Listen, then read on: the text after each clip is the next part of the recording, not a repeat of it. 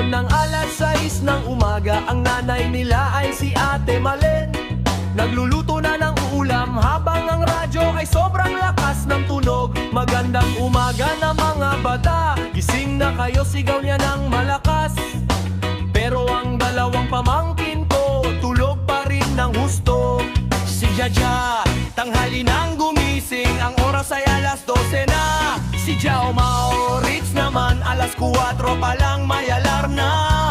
Pero tulog pa rin siya ng husto, hanggang tanghali na rin siya nagising. Ang nanay nila naman, lakas ng boses at lakas ng tugtog.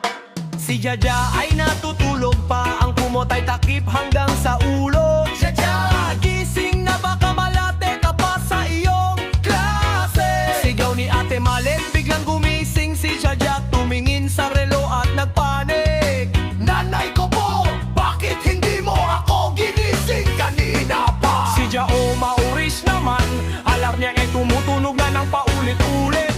Pero siya'y tulog pa rin, parang narinig niya lang ang tunog ng kuliglig. Hanggang sa marinig niya ang boses ng kanyang mama na bumabatikos. Jao Mauris, gumising ka na! Tanghali na, ang almusal ay lumamig na! Sadya, tanghali nang gumising, ang oras ay alas 12 na. Si Jao Mauris naman, alas 4 pa lang may alarm na. Pero tulog pa rin siya ng gusto, hanggang tanghali na rin siya nagising. Ang nanay nila naman, lakas ng boses at lakas ng tugtog.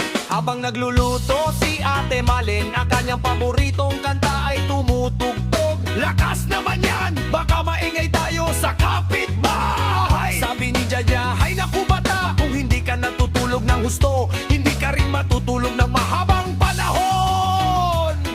Sagot ni Ate Malen, si Jao Mauris naman, nagmamadaling kumain ng almusal. Mama, pwede bang baba muna ang bulong ng radyo? Baka hindi ako makapag-concentrate sa pag-aaral. Ewan ko sa'yo bata, kung hindi ka nagigising ng maaga.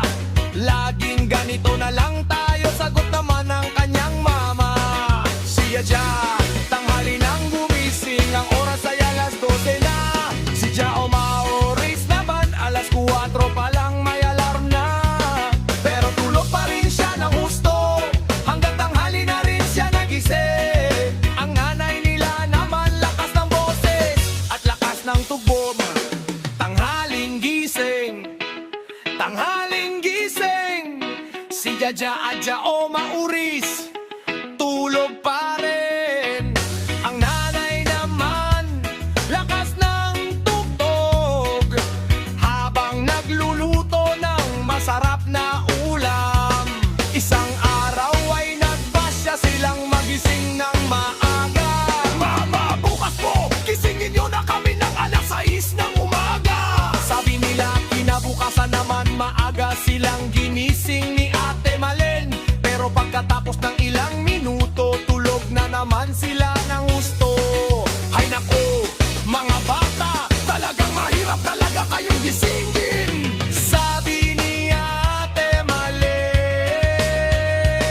Pero hindi pa rin siya napapagod, patuloy pa rin siyang nagluluto at nagpapatugtog. Okay lang naman, basta masaya tayo dito sa bahay.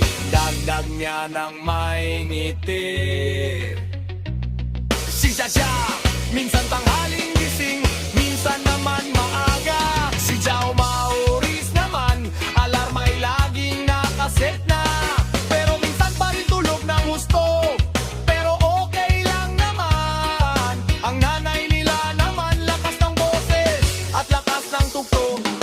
Sa bahay nila Ate Malen, palaging masaya at puno ng tawanan. Si Jaja at Jao Mauris, kahit tanghaling gising ay mababait naman. Ang kanilang mama naman, laging maaga nagluluto at nagpapatugtog.